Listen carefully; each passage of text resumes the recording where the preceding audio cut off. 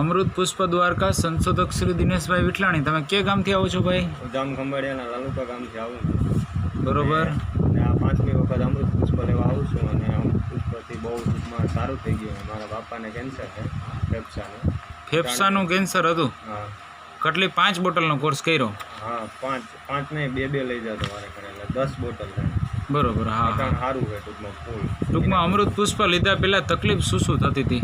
તકલીફ શ્વાસ ચડતો, ટૂંકમાં ખાટલા જ હતા. આમ જોઈને તો બરોબર, ખાટલા જ હતા, હલાતું જલાતું નહીં.